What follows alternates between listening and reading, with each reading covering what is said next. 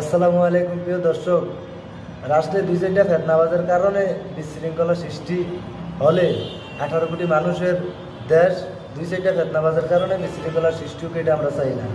আমরা বাংলাদেশ জাতীয়তাবাদী বিএনপি এটাকে সাপোর্ট করি না। আমরা জনগণের দল, আমরা গণতন্ত্রের দল।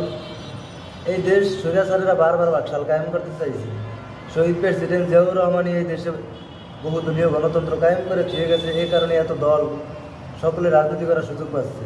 দেখতেই পাচ্ছেন বারবারই তো তারা দেশকে বাকশাল কায়েম করার হয়ে তারা করতেছে, পারতেছে না। এই দেশের জনগণ সচেতন, বারবার স্বৈরাচারের হাত থেকে দেশ রক্ষা করছে। দেশের ছাত্র সমাজ, রাজনৈতিক সংগঠন, পাবলিক সবাই মিলে দেশকে বারবার আমরা রক্ষা করতে আছি, স্বৈরাচার মুক্ত করেছি। এখন আবার কিছু সিন্নিকর লোক আছে, খালি চাটুকারের দালাল।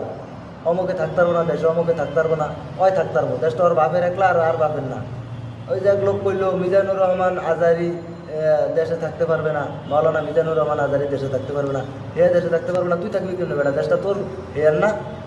এই বেটা সিন্নিকরের বাচ্চা সিন্নিকর, এ দেশে কি লিখে থাকতে পারবো না? এই দেশের মুসলমান লক্ষ লক্ষ মানুষের প্রতিনিধি করে, তার ভক্ত আছে, ভক্তবৃন্দ আছে, সে কেন থাকতে পারবে না?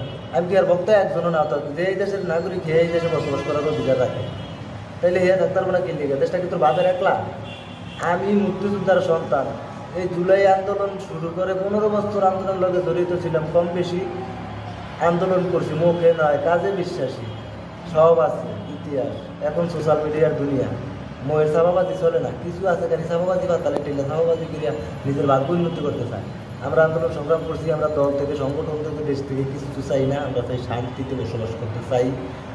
এদেশের সকল দল মত, ধর্ম বর্ণ নির্বিশেষে আমরা শান্তিতে একটা দেশ চাই। আমাদের মত প্রকাশ করার স্বাধীনতা